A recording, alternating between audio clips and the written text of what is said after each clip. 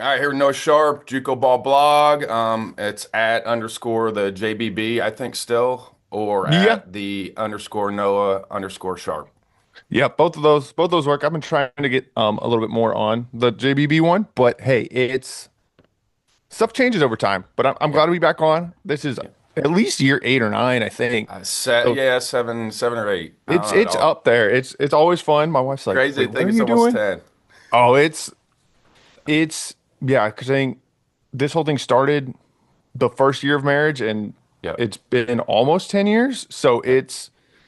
it makes me feel old, especially when there's now guys that I covered the first couple years that are now like Division 1 recruiting coordinators, and I'm like, this is like a weird kind of Yep. like feeling. But hey, I mean, I guess that's what happens when you're getting older and Yep. people grow and all of that. But thanks for having me on again, Ryan. It's Yep. And I always got a text from you over Christmas break. You were with your brother-in-law, I think, and you're asking about Gary Ward's interlocking sequence of parts.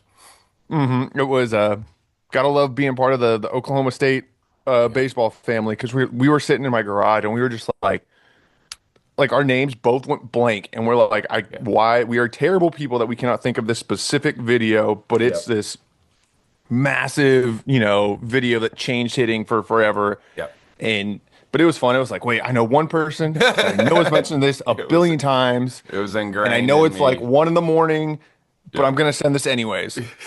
It was in, yeah, we watched it for 4 straight years in high school. So, and that's how I've said it multiple times. That's why my setup looked like Ventura and those guys, tighter, shorter elbows, shorter knees. But it worked. I mean, I had almost 300 hits in college with that setup. So it worked. Shout out to Gary Ward.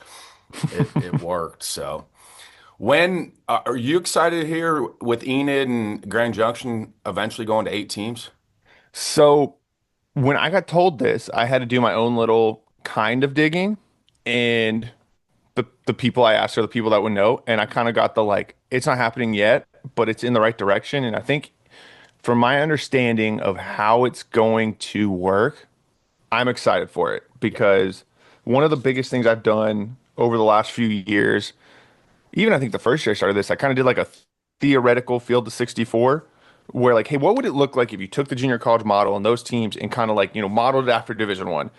And basically, from my understanding, they're still ironing out a few of the details, but it is going to be kind of, I think it's a 36 team deal and the at large bids, like every region gets one automatic bid for sure, but then it depends on how big your region is, and it depends on how like many teams. Some might get two, some might get three, but then the at large bids kind of go down as I guess your normal at large bids would be, and then it's four or not four. I think it's eight, 4 team kind of super regionals. I Yep. think is what my understanding is, and then it would be 8 teams make it to Grand Junction, 8 teams make it to Enid. So like in theory, a lot of years you could have 2 or 3 teams from Florida make it, which year in and year out, you're Never not going to really happened. argue that. Yeah, Jeff Willis talked about it on the post-con. We did a post-con recap this year for the first time, and Jeff Willis kind of talked about it a little bit too. So for anybody Because that like wants to dive in on that, go back and listen to Jeff's on the post-con recap. He did a good job with it. He's talking about maybe 700-mile radius for the yeah, I for mean, the supers. I think it's. I don't think they're gonna go necessarily like the NAI route where you have kind of it's really random on like where teams end up going, or like you're not gonna really have a like a Florida team like Division 1 might end up in California somehow. So I think there is gonna be some restriction, It's for but budget purposes. but you're still gonna have, I mean, like some teams from North Carolina somehow making it to like Illinois, which hey, that that would be awesome. Like, or you're gonna have, you could potentially some of those years when you had Rardin and Forney over at Wabash and Iowa Western, you're gonna have those 2 teams could make it to Grand Junction. And how many years was it those two were just yelling at each other? And now they're teaming up at Western Kentucky and everyone's confused why they're having success. And I'm like, y'all have missed the last 20 years of the Midwest if you're wondering why they're being successful now.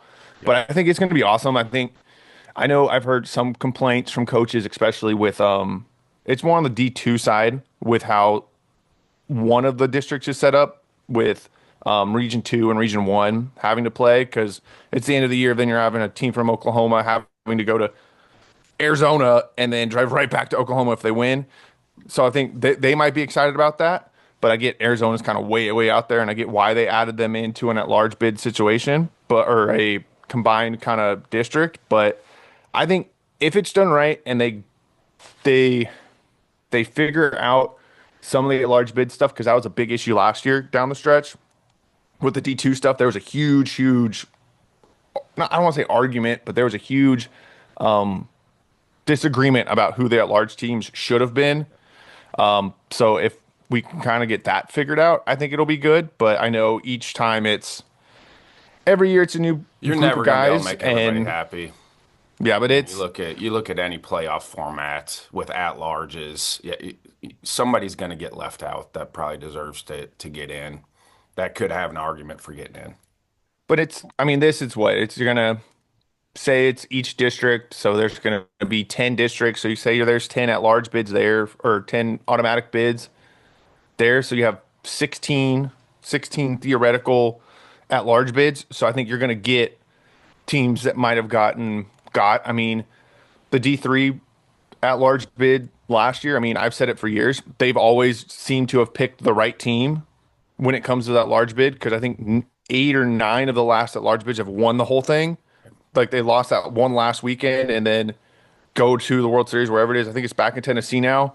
It is. But I mean, Gloucester lost to Brookdale in the last game of the season last year, and then gets the at large bid and goes on and wins it. Like it's at Herkimer did it. I think Tyler got it the one of their last times. I think Gloucester might have been one of the ones 2 years ago. So it's the D3, whoever the D3 committee is, they've always seemed to figure it out. The D2 one, I mean, it's the second year of it. So, but I'm excited if it does go to that, like they're saying it will. I'm here for it because I think it's going to make a little bit more entertaining games per se, because you might have, I mean, look at last year's field in Grand Junction. You might have a Lakeland and a John A. Logan meeting again, and they're how close are they in proximity in reality? Maybe like 50, 60 miles apart, but now they're meeting in Colorado for the 9th time that year. You can't tell me that wouldn't be must-see TV. Like, and that's just because I know those two staffs really well, and I know they completely respect each other, but they also like hate each other in like a competitive sort of way.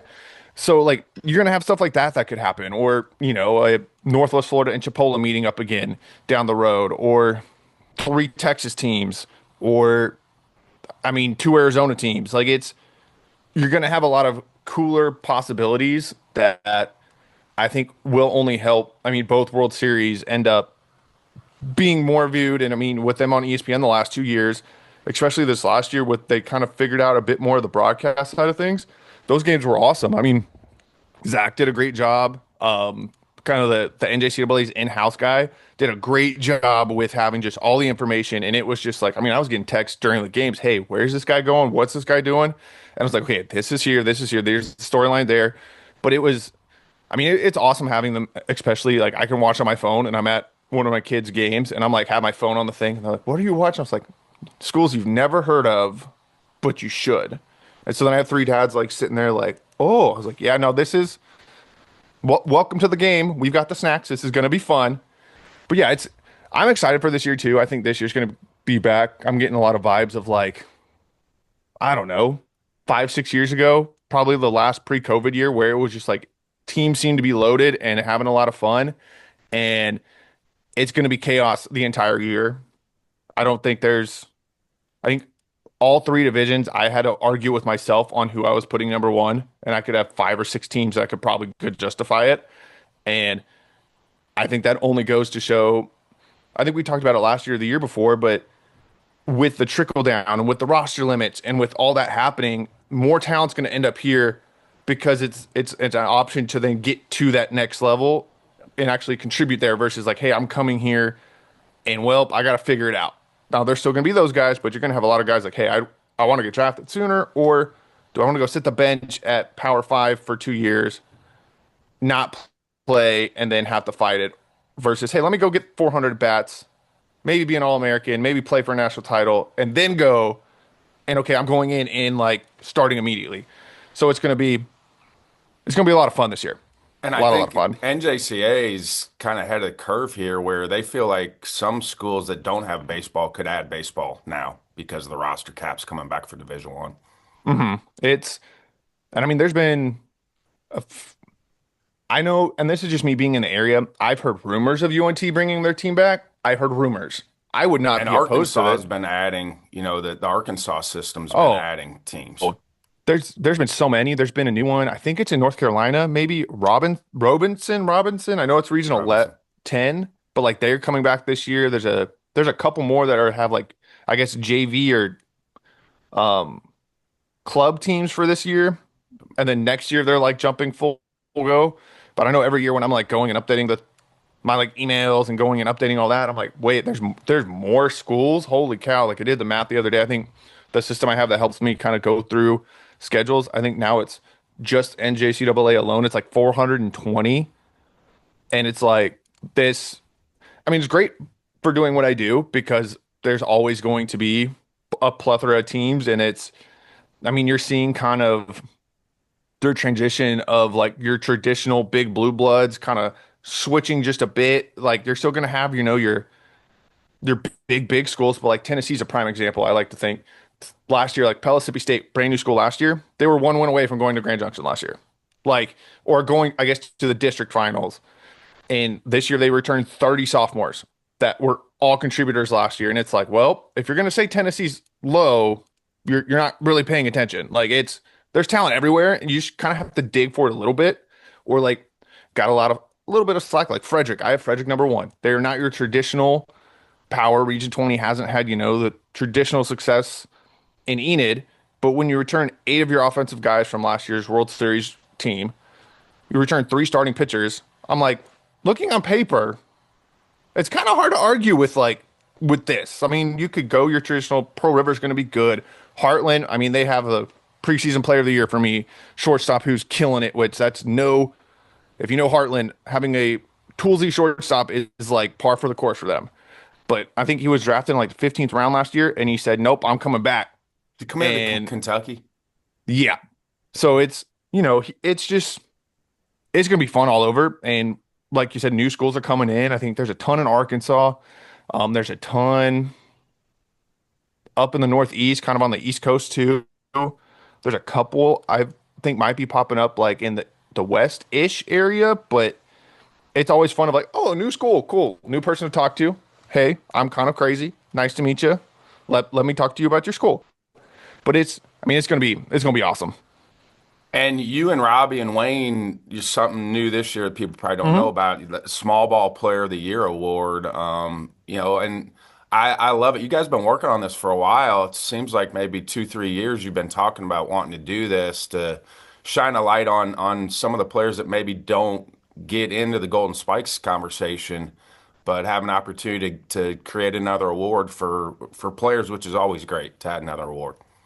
Yeah, it kind of started, I think it was probably 2 years ago. Me and Robbie kind of were just, because if anyone knows, me and Robbie have been friends basically He's since the talking about jump. Robbie Gutierrez, by the way, Yes. NAI ball, and then Wayne Cavadi, D2. So it ended up being me and him, and I mean, we struck up a friendship over baseball, but then we both found out like, oh, we're ridiculous Cowboys fans. So like that's gonna bond anybody.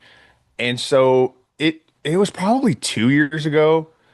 It was kind of like why isn't there as much of a representation, with the Golden Spikes? And we love the Golden Spikes, it's awesome. But then it just kind of started like an idea. And I think I'm driving home last year after work, and I get a call from Robbie, and I'm like, he never calls me. I was like, yo, what's up? And it was basically like, I have this idea. You're crazy enough to figure it out quick. What do you think of it? And I was like, honestly, if you did it right, I think it could be something cool. And then basically it turned into, I guess we joked, it's the Infinity Gauntlet of small ball media guys. So like you have me over on the junior college side, you've got Robbie and the whole NAIA ball team, you've got Wayne for the was it D2 report, you have Ryan or Robert Frey, I think D2 ball online, and then the guy over, is it Jim over Jim at D3 Dixon, D3 baseball. D3, and it was kind of like it started probably last April, and it was just us in an email chain, and we're all kind of going back and forth. But then we kind of were like, it says it's a amateur award, but it's Division 1. You have a couple guys here and there that might get the shine, but we were like, look, if we, because the whole point is to shine the light on, your best small I ball want to college guy. say the only non-D1 we've ever had is maybe Bo Mills when he was at Lewis and Clark State. I mean, That was Harper in won it my at era. Harper in, I think it was And 10, Bryce Harper. and then there was a guy in the 80s, maybe 90s, from Miami-Dade. Fernando, some I can't think of it off the top of my head, but basically it's a at the end of the year we kind of all pull everything together. So like the finalists will be one from all the divisions. So you'll have at least one representative from Division Two, one from Division Three, one from junior college, one from NAI. I think there might be two or three total, so it's not just like a 5-person list. But then it's kind of a voted by us kind of thing. Like it's like, okay, we're looking at it. Let's take divisions out of it and let's look at it stat wise and how your team did and kind of looking at it that way. It it took a lot of kind of like figuring out. I mean, we're still ironing out, I think, some of the little bitty, I mean, minute details. But we were like, you know what? No one really asked us to do all this other stuff that we do. So let's like combine our combined craziness and love for small college baseball and kind of like put it together and then blast it out to the world and see what happens. I think as of recording right now, I think it technically is going live in like an hour, like the official announcement. But it's been a lot of fun. It's kind of been a fun, I guess, side project. Robbie asked me the other day, he's like, "Hey, I need like a serious quote from you." I go, "Robbie, you know me, like that. Those two words don't mix. All Like right, you I gotta can get it I can together. speak it, sure, but when I have to put like the serious thought on paper, it's kind of when like stuff gets a little wonky, but it's gonna be fun. It's gonna be. I mean, I'm a D2 junior college guy, so it's like love the D2 side, love the junior college side. Like both have their benefits, and putting it all together, it's gonna be fun. I mean, I don't know the Division 3 side as well. I mean, I've helped some with like the NAI ball poll, and like I have a bunch of friends that are like admin guys in the NAI level. So it's like I don't know. It's small college baseball, and what's awesome about college baseball, it's like it's all the same. I think got me in a little bit of trouble in college was in a room with boosters when I worked for a football team, and they were complaining about how our quarterback isn't getting any draft love, and it's stupid. Division 2 athletes never get any love. And it's like, well, have you looked at baseball? And they're like, well, it's the same. I go, no, 97 in San Angelo is 97, and Big Spring is 97, and Austin is 97 at Yankee Stadium. Like 97 is 97, Yeah. but 5,000 yards in Division 2 is not 5,000 yards in Division 1. And they were like, they looked at the trainer who I was with, and he's like, "Who's this kid?" And I'm like, "I'm sorry, but like, I kind of have to like stick up a little bit." But it's gonna be fun. I think once it gets a little bit of traction, and obviously like any first year thing or any time you start something new, there's a little bit I think of pushback. But everyone, I think I talked to you about it when we kind of I got think the it's a idea great idea. rolling, I love it. and then like I've talked to a few guys with like and so is Robbie, and so is Wayne. We've kind of all like done our own kind of just reaching out to coaches, reaching out to other organizations. Like, do you think this would be liked, or do you think this is a smart idea? And basically everyone's like, nope, yep, like Yep. about time someone or some people decided to Yeah. kind of put it together. And I think it's obviously it's going to grow, it's going to morph, it's going to change over time, but hopefully it puts, that shine on the level. There's a ton of people that came from all these levels that are, are crazy places in the world of, I guess, the world, but in baseball in general. And, helping shine, a little bit brighter light on that is like the ultimate goal. How You many know, games got canceled last weekend? too many. I was supposed to go to the New Balance Future Stars deal here in Arlington, I which saw they canceled that. I was so upset because Yeah, I but you kind of knew can't have that. teams traveling right now. Like Correct. ice is a different deal. Me and I Correct. talked about that. Like ice is a different deal. It's It's a not whole just different snow. deal. It's ice is that's where you get into trouble with buses on the road. But I know he might hate for me for saying this, but got a call from um last year's wonderful Cinderella story of the Division 1 College World Series or Junior College World Series in Lakeland. And he's like, "Yo, we're going down to Florida because we can't come down to Texas." And I go, "Oh, sweet. When are y'all leaving?" He's like, "I left yesterday at noon."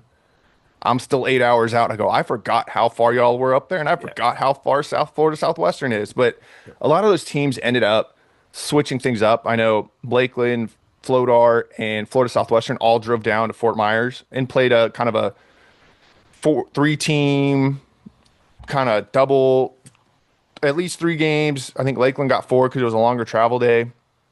Like I know Sanjak didn't play, but I think they're hoping to have that thing back next year. But so for those that don't know, it was going to be basically for the first time I think ever basically take if you know the Gulf Coast deal, but they took teams from I think there's Wabash Valley, Lakeland, Florence Darlington from North Carolina or South Carolina. I always get that confused. You had 2 Florida teams coming over and a handful of Texas teams all coming up and playing in Arlington in the Ranger Stadium for like 4 days of just last year. I think it was like scrimmages or they still played them, but they didn't count. This year they were going to count. And so you had, I think it was 4 of the 10 teams from Grand Junction last year were all going to be in Arlington all in one spot, which that doesn't usually happen. I know Gulf Coast kind of has done a bit of that, and their deal is even getting shifted this next week. I just got an update.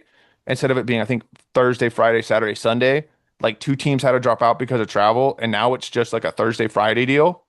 So it's going to be a lot of games got canceled. I know going through, I was like, oh, there's going to be all this stuff. It's like, oh, wait, no, there's like not as much as like usually. But I mean, like we said, ice is the issue, and us Texans don't know how to deal with ice. Like we like to think, oh, it's ice and snow, and I've got a big truck. Yeah, no, ice is completely different story. I've got a sheet of probably an inch of ice down my driveway, and I'm like, nope, I'm not going to risk that. Granted, I drive a little Fiat, little fancy coupe deal, so I'm gonna get taken advantage of by any ice. But it's no, it's gonna be. There's a lot of games, a lot of games. I'll say that because it hit it everywhere, Yeah. It was everywhere. everywhere. I think one of the things that you do a good job tracking is guys that move on to the next level too. So what hmm we haven't done the D1 preview yet, but are there any impact players out there that went to junior college to are playing at the next level? So I wish you would have told me this because I have a whole list because I have a whole list because I've been seeing a bunch of other previews and shout out to the oh gosh, I'm gonna butcher this bunch of other Division 1. I don't want to say small ball media people, but kind of the same deal, right? Noah Darling's one of them. The guys over at 11.7, but they basically, I think it's Diamond Connect, Diamond Yeah. something. Giant preview. I mean, they sent it to me and I'm going through it and I was like, this is amazing. I mean, previews for all these teams. But I text them, I go, hey, if y'all ever need some like junior college insight, because there's a few guys that I know that are going to be good that like y'all don't have in there and they're like, well, they're junior college guys. I go, yeah, so just give me a call next time. But Wichita State flipping around. I mean, they were good last year. I said they have, oh gosh, Josh. I think it's Josh. I get him and his brother mixed up. His brother was a third baseman for Oklahoma State for a bunch of years. But he's was going to be a redshirt sophomore this past year, ended up or this year, but ended up going to Wichita State. Um, in the outfield, there's one guy in Arizona. I'm a little bit more personally connected, but he broke Bryce Harper's single season hit record last year at Southern Nevada. And Chaz McNellis, he's going to be an outfielder at Arizona. I think he's going to be kind of one that not a lot of people are going to know about because his story's also a little. It's a really cool story. I'm kind of connected to it in like a personal way with my wife and how her college story kind of went. But I'm not going to get that. That's his story to tell. Go listen to my show. We had him on in the fall or in the summer. Awesome, awesome dude. But he's one. I haven't seen Oregon's roster, but they got a dude from El Paso. Julian Sosi was. I said he was one of the best third basemen in the country last year, but because he played at El Paso, like no one really went and looked at him. But went to Oregon, was committed early to Oregon too, and I believe he's there. I just haven't seen their updated roster, which is weird that it's this late, but I guess I understand now in the world of transfer portal and all that fun stuff. You're not going to have all that stuff completely out. But like Kansas has got a bunch of dudes as always. Western Kentucky's going to have a bunch of dudes. Um, I'm trying to think other names off the top of my head, but there's there's going to be a few that I think really surprise some people. Oklahoma State's got an interesting dude who a lefty. He's going to be a sophomore, I believe. Kai Fike, I think is his name. He's Canadian. Was at Central Arizona last year. Kind of was like a last second get for him. And I mean, as we said earlier, like I'm an Oklahoma State kind of like I I'm a fan, but in baseball I can separate the fandoms. So like when we play, I told one of the guys that I'm closer with, I was like, hey, I'll come to the game and I want you to go 5 for 5 with 5 home runs, but I want y'all to lose 6-5. Like, just know if you're playing my team, I want you to do good. I want your team to suck. And he was like, I can respect that. But those are probably three names off the top of my head that are gonna be really. Oh, there's a dude, gosh, at Gonzaga. I'm blanking on his name. He's a California guy. Um, that should be really, really good again this year. Kind of surprised a bunch of people last year. He was from Chaffee, which isn't your like traditional California junior college that is usually pretty good, but he like killed it. I think California's going to be an interesting one. This is a whole different kind of branching it, but the 3C2A, I think there's going to be a bunch of interesting stuff kind of going on out there. This year, I'm hoping I've figured some stuff out to where I can cover that a bit easier. I've figured out some automation stuff, which hopefully makes my life a way easier instead of manually going through 500 schedules every single Monday, Sunday, Monday. It goes a little bit quicker, but it's all in all, like I said, kind of at the start of this, it feels kind of like 2018, 2019, where stuff was just clicking and it just seemed like there was talent everywhere. And it was like, take your pick. And I think I've said this every year, take your pick on a given junior college and go because it's gonna be talent up, down, left, right. Like it's gonna be everywhere. It's just kind of find the field and sit back and enjoy the ride. Like Mississippi's gonna be deep and deep, deep as it always is. Tennessee's going to be really interesting. Georgia's going to be really interesting. Alabama, I think the Division two side is going to be really, really interesting. I think the best team, which is against a lot of people's normal, like Bishop State. I really like Bishop State in Alabama, which is not like your usual Alabama school. And was talking to some coaches over there, and they're like, actually, that's what we've been saying. I was like, oh, okay. So like I'm looking at this right. Cool. I feel a little bit smart. Now I don't think I'll feel as smart as the World Series picks last year because I felt like the smartest person alive after the two calls that panned out. Century's going to be good again this year. They lost some big guys, but like their main offensive guys back. And so for anyone that doesn't know, Century, Minnesota school, Minnesota does not get a lot of love with how deep and how good like that junior college system is. I mean, you coached in Iowa, like you should. I mean, like it's kind of like a A hidden lot gem. of kids Just play baseball in Minnesota. it's I was joking, was on a call with gosh, the new head coach of Eastern Oklahoma. Josh Merrill was at Northern Iowa for a bunch of years, and I made a joke to him. I was like, I've never claimed to be the smartest person, but I always was wondering why so many Iowa schools played so many Minnesota schools because like those states aren't even close. Yeah, they are. And then like one day it clicked, and I was like, I'm an idiot. Yeah. They're right next to each other. Yeah. And he's like, Yeah, where nah, you're good. NYAC is in that area, it does not take long to get to the No. cities from NYAC.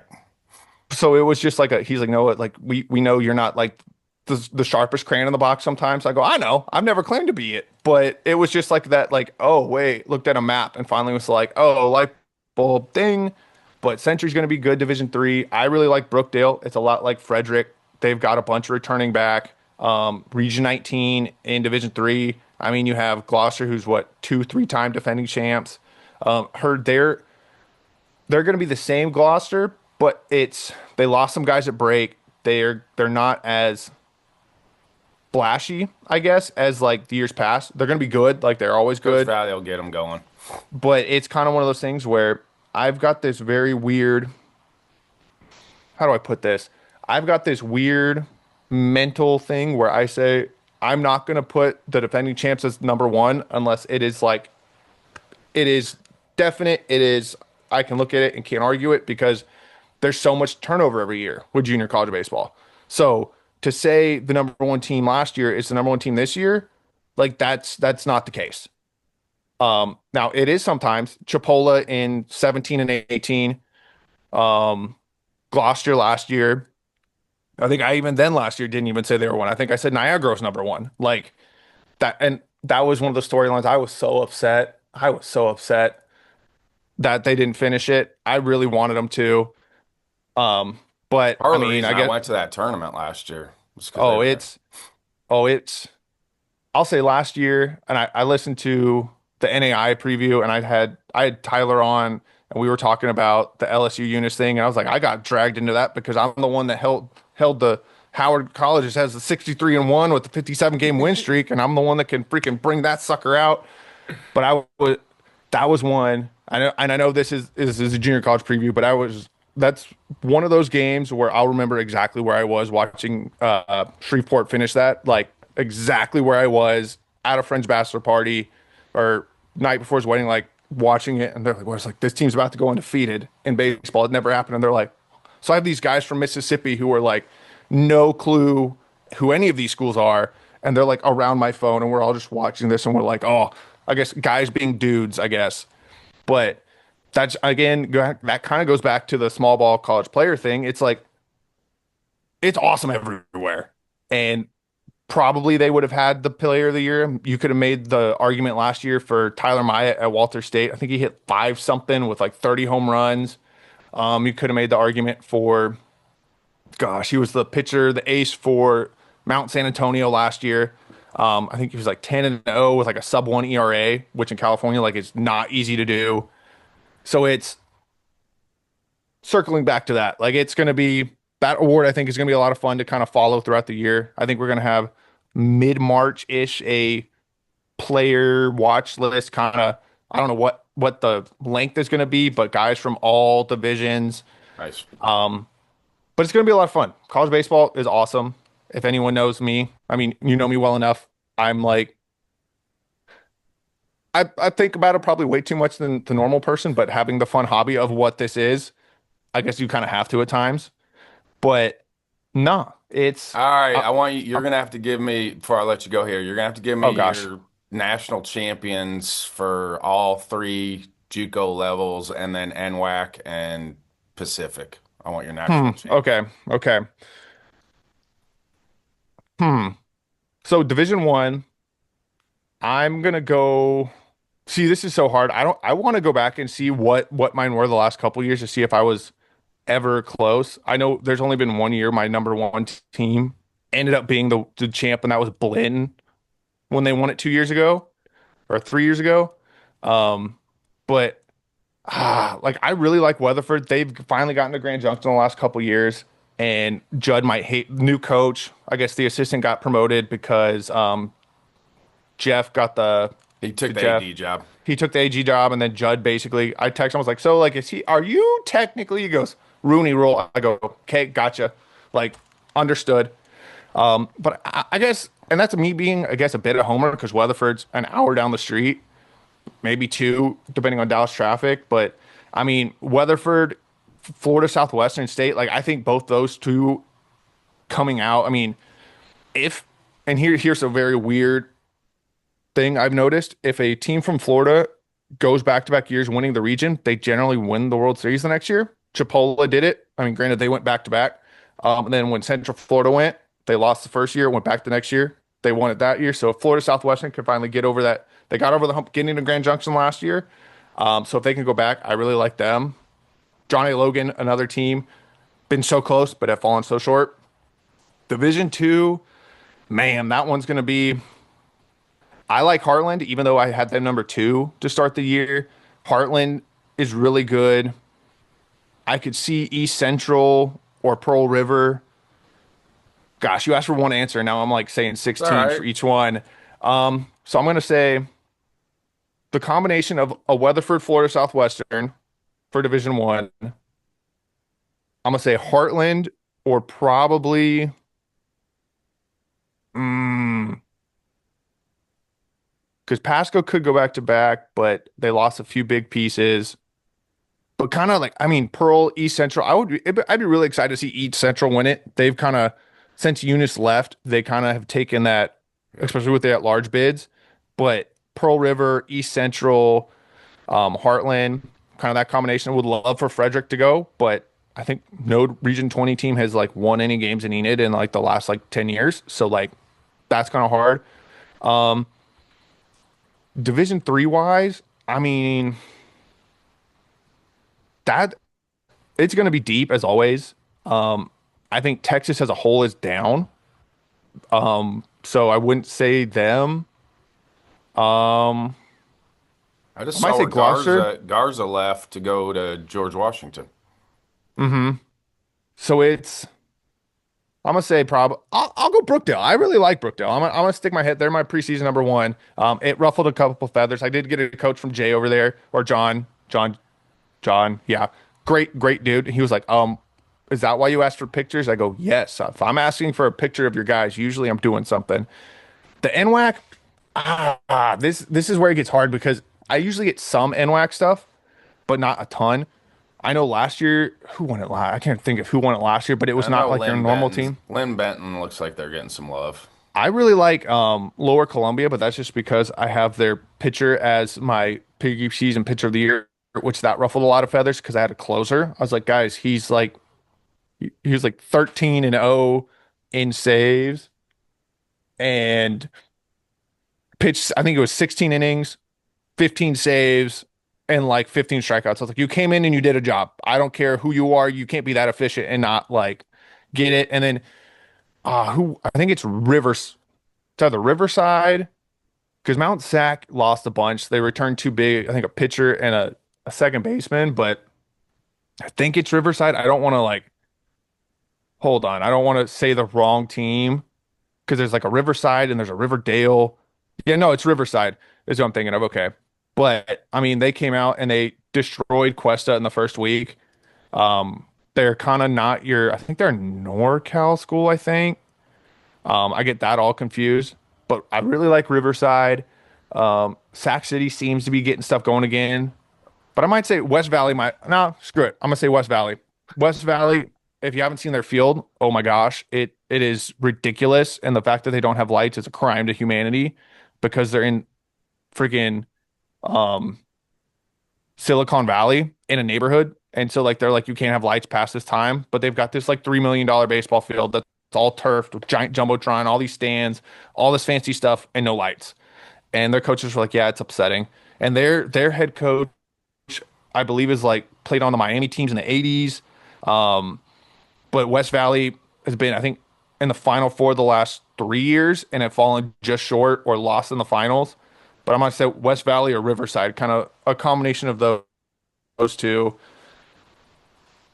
Yeah. So what is that? Riverside, West Valley, You Lower got it. Columbia, Brookdale, East Central, and like Weatherford.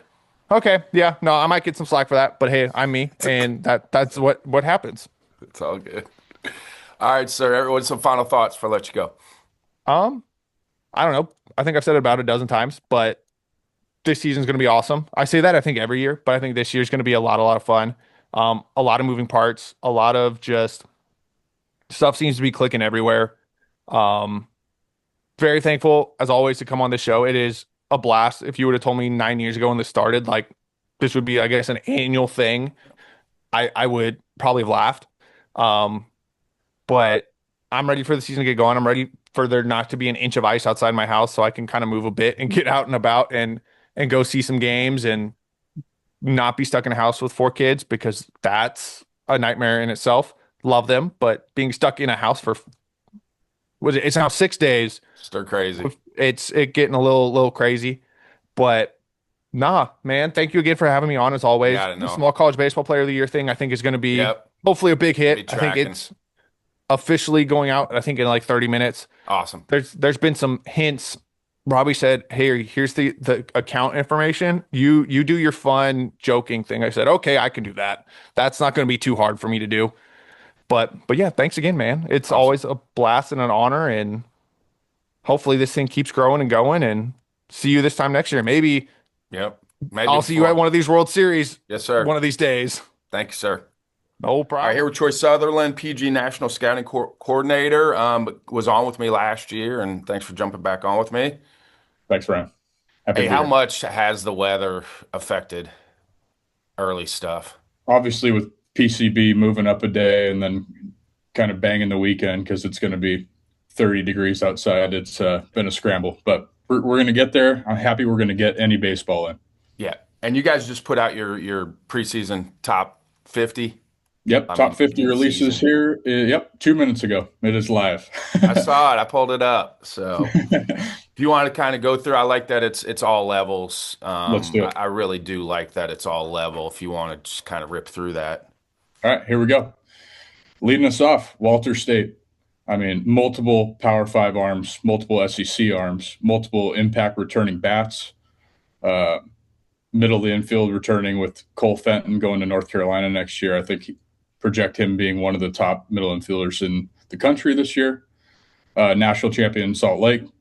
Obviously, at the JUCO level, when you're good one year, that generally means that you're going to lose most of your impact guys, but they return Easton Davies, power right-hander, and Tyler West, who was all World Series team. Blynn's going to be a wagon this year as well. Multiple power arms with the front of the rotation. Florida Southwestern, you could say the same, and multiple returning bats. They add Bishop Quarles, who tomorrow, by the time this airs, I'm sure, will be our number 2 player in the nation. Looking a little bit further down the board, you have multiple Texas teams of Weatherford and McLennan. Shelton State, who's just an installation in Grand Junction. And they bring in some nice freshman pieces that we'll be aggressive on. John A. Logan, Gulf Coast, Pearl River, 13, 14, 15. All exciting teams, all going to PCB, so we're going to get a fresh look at them right off the bat. A little further down the list, we're really aggressive on California this year. We really wanted to dig into 3C2A, and turns out there's a lot of prospects. Tyler Peschke at Cerritos going to UCLA is a really exciting bat. He'll be really high up there for us. And Grant Gray, a transfer from UCLA who played football in the fall for them, will be at Riverside. Working a little bit further down the list, it's a lot of the usual suspects. You have Sanjak, you have Central Arizona, you have Lakeland coming off a miraculous World Series run. Then, Indian River, Tyler, just perennial teams that are going to field a solid ball club year in and year out. Do you feel like the trickle down from Division I is going to help junior college baseball here? I know we're probably maybe a year or two with the DSAs for D1. I think the DSAs at the break did affect the talent coming down the pike. Did it affect it that much? I don't know if it was marginal, but I was fielding a lot of calls saying, "Hey, we need an arm. Like, we're ready at the break. Let me know." And then that just kind of fizzled. There's a couple stragglers out there late in the process, but it wasn't this designated student athlete definitely changed the game a little bit. Yeah, I'm just interested to see how that all shakes out. No question. It's really interesting. And I don't know for the player that if it's really the best course of action. Yeah. You get better by playing. You don't get better. I agree. Where are you going to be early? As far as just PCB? Where you're going to be out? Yeah, I'm going to PCB. It's probably shortly after we finish this. I got laundry in the dryer. Nice. I'm going to fold that up. I'm doing the same thing. You know how it goes. Just came from a 10-day road trip, California to Arizona and back home, and go to PCB, roll that, and then we'll hammer the stuff in the deep south. And I got Blaine Peterson in Kansas, and he's going to be running around the Midwest trying to get as much JUCO content as we can. What were you doing out in California and Arizona? We had a showcase in Irvine, and then MLK West, which is one of my favorite stops of the year. You get some of those late draft hype guys. You always see one from the Pacific Northwest that's kind of a late riser, so it's fun. Anybody pop out to you? Yeah, Sawyer Nelson, actually, a 2026 from Oregon. It's a left-handed hitter, really polished, field to hit, controlled the zone all weekend. Like, I was impressed, and just with the amount of area guys and cross checkers surrounding his at bats, with multiple other rock star names going, I was like, all right, this is one we need to keep tabs on. Any teams like Lakeland this year that might be surprises? I think Mineral Area is going to be really good again. Nice.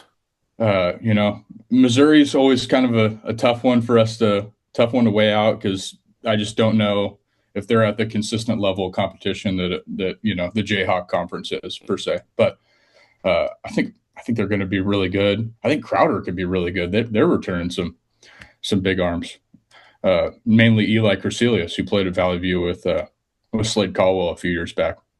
That was with teams starting this early, and you've seen a lot of early season stuff. Are arms ready? Do you feel like arms are ready? I think all the coaches nationwide do a really good job, especially the cold weather guys, because that's just what they're accustomed to. We got to throw indoors. We got to get you ramped. And then you have like some of your cold weather JUCOs, Wabash Valley in particular, that is going to go hunt out warm weather and go play. So that's the number one way to get your squad ready, if you have the budget for that, is to go find competition in warmer weather. Yeah. Any other preseason tournaments? Not for Perfect Game, but I know there's been other ones kind of around the nation. I know Future Stars runs one. I think they might have had some. They had to cancel last weekend. Yeah, that's a bummer. That's not good for anybody. I know. But what year is this for PCB? Oh, it's been going on since I've been with PG, and I think maybe 2 or 3 years before that. So it's been rolling almost a decade now, I'm sure. Love it. What else are you looking forward to this season? PCB in particular. Yeah. I'm looking forward to watching Mekhi Grant throw. He's going to throw game 1 for Northwest Florida, Mississippi State transfer. And everything we've heard throughout the fall and early spring is it's going to be 95, 98 with like serious stuff. So that's on my marker. I look forward to seeing how Florida like kind of unfurls, because I think there's a lot of, this is every year, but I think Florida is as competitive as it's ever been. So, Texas as well. Like there's no clear cut runaway top team in either of the 2 power states. So that's really fun for us on this end, that we get to kind of maneuver teams around, but you're going to ruffle some feathers along the way. Where would you put some of these guys? Would you draft some of these guys in the top 10 round? Yeah. I mean, Carson Bailey, who will be number 1 tomorrow, Big 12 arm that pitched for Baylor, went to Texas A&M and stuff didn't work out there for whatever reason, but he's there.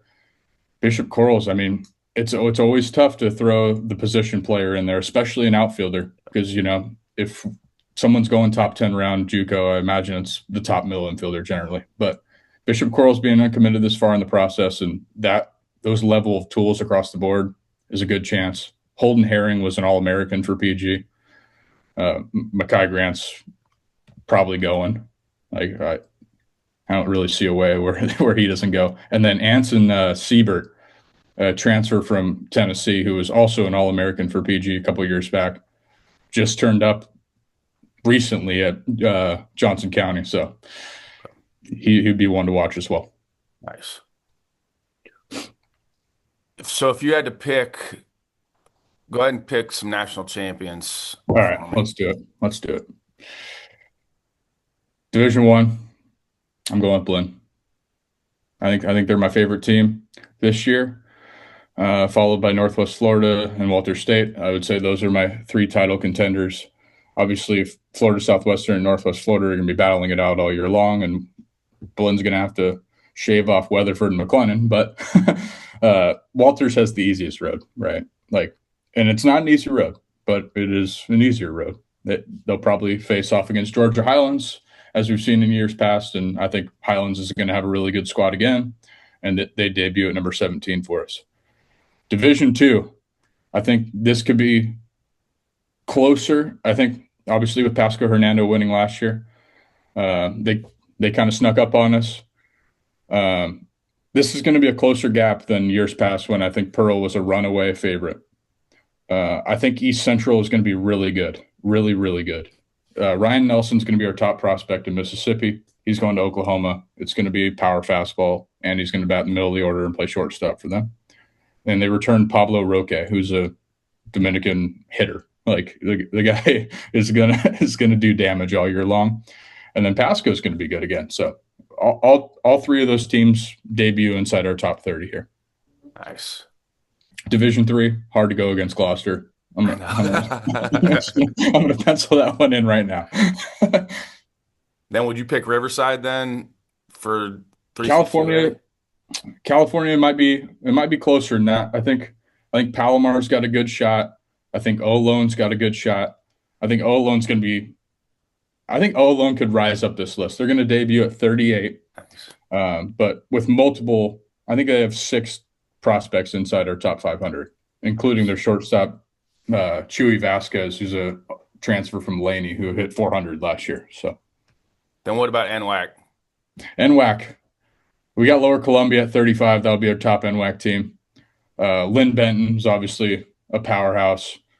Watch out for Lane College. NWAC's always kind of not a mystery, but it's always a little bit tougher to gauge just with weather stuff and info that comes out of there's sporadic. Yep. So, well, cool. Anything else you want to cover before I let you go? I know you're trying to get somewhere, and I am too. No. So, I'm just happy you had me on. I'm always happy to talk about teams and players. So much effort goes into this on our end, so we're happy. Yeah, you guys do a phenomenal job. Like PG does a great job, and you guys have a lot to cover, but you guys do a tremendous job. It's always good. Great information. Thank you. 206 junior colleges in the nation, and we try to pick out the top 500 players. It's not a perfect process, but we give it our best shot. Yep, love it. All right, we'll get down there, enjoy. All right, go see some baseball. Hopefully the weather holds off for you. Sounds good. Thanks, Ryan. Thanks, sir.